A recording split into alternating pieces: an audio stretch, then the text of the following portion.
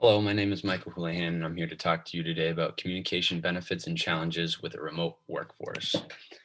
So, I'm interested in this topic because since the COVID-19 pandemic, companies have been forced to work remotely, and I feel like that trend is still going to keep going upward even after the pandemic, just because it costs less for companies to work remotely instead of having a brick and mortar building.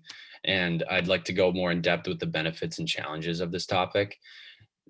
This topic's relevant to the course because as a class, we have had to and have talked about communicating virtually this semester. And it's also good to know the challenges so we are able to minimize them before they become problems. So the first source that I had was Global Workplace Analytics.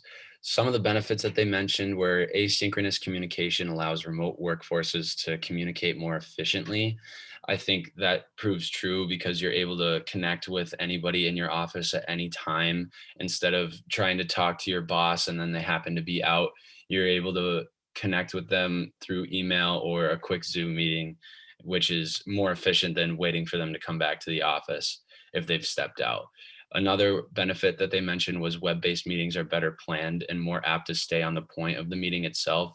So you're not talking about how people's days were or what they're doing this weekend. You just kind of stick to the point of the meeting, and usually afterwards, after the web-based meetings, you talk about that kind of stuff if you feel like it. Some of the challenges that come with this is some managers feel that distance from the office inhibits collaboration. So they feel that their remote employees don't collaborate as well as if they were in the office. Another challenge is being able to feel the energy in the room when it's crunch time, trying to get something done right away, or at the very end of the due date. They just don't feel the same energy if everybody's working from home than if everyone's in the office working together trying to get that project done. And then another one is management trust in their employees to get their work done, which is another big challenge for managers to get over as well. My second source was Adam Fard, which is a blog post about the benefits and challenges of a remote workforce. Some of the benefits were being able to work with people from all over the world increases the talent pool.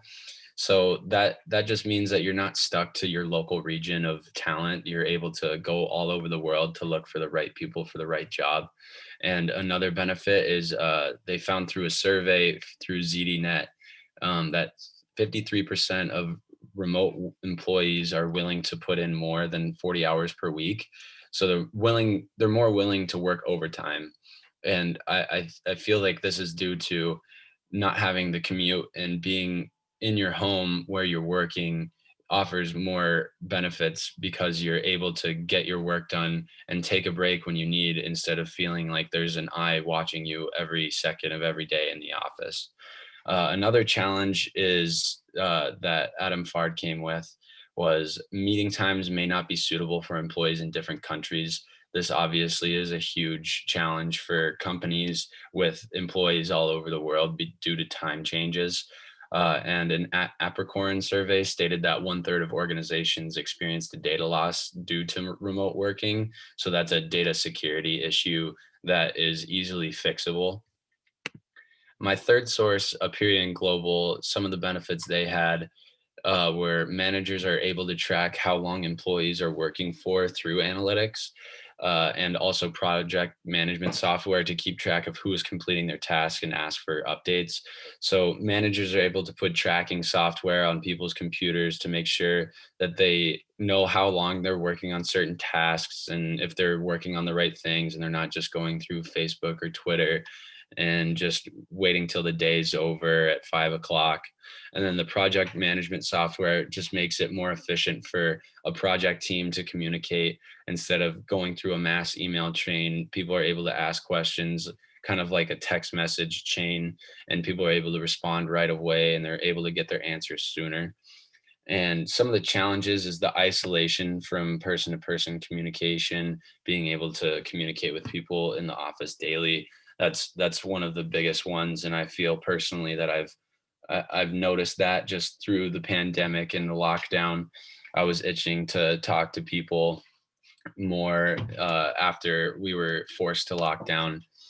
Also, there's a lack of communication with the company about policy changes, and feeling overlooked for promotional opportunities is what a lot of remote employees had talked about with Aperion Global.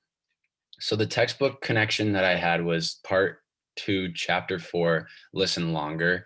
The text talked about Dave Carroll's guitar being mishandled on a United Airlines flight. And he tried to talk to a bunch of different people and they just wouldn't listen. And it ended up costing United Airlines over $180 million because nobody would listen to him, and he wrote a song about it. And then two of the quotes that I have from the textbook is listening garners great respect. And there's a crying need for people to make time to listen, make people more important than progress. My connection that I made with this is online workplace communication offers a great advantage of being able to listen more intently. So through emails, your managers or coworkers are able to really read your message and understand what you're trying to say to them, so that they're not feeling like they need to respond right away, and they can really take in the information and respond accordingly to how you contacted them first. And also being able to really listen to people, uh, what people are trying to say offers a great advantage to communicating effectively, as I mentioned before with this first connection. And you're able to come to conclusions that cater to both sides equally as well, because each side is listening more intently and really understanding what each side is trying to get across. So the impact of this topic on the workplace is that they're able to create an effective and improve upon virtual communication, and they're able to transition into optional in-person or virtual positions. This offers more, like I mentioned, the talent pool, offering those optional in-person or virtual positions. They're able to recruit from all over the country or the world instead of just their local region.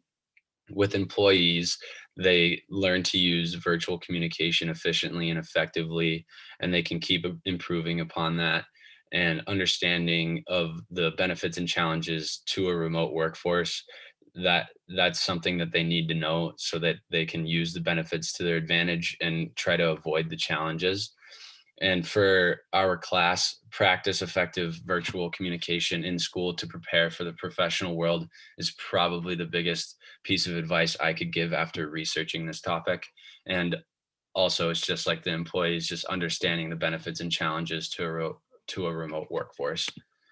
So initial solutions that I have to some of the challenges that I brought up were, the first one was management trust in their employees to get their work done. Like I mentioned, tracking and project management software is available to enable management to see how employees are doing. So that first challenge is actually kind of just taken out of the mix right away, because they're able to track their employees' progress and the progress. They don't have to worry about that. Their employees are getting their work done. The second challenge is meeting times may not be suitable for employees in different countries, but tools like Asana are easy to use and can help management with scheduling issues. So everybody's able to pick a time that's most suitable for them, or three different times that they're able to meet. And more often than not, people are able to meet up at the same times, even if it may be a little bit different than when you want the meeting to happen. And then the isolation from person to person communication and being able to communicate with people in the office daily is easily avoidable, because management can schedule daily check-ins with another employee or manager just to break up the remote workers' workday.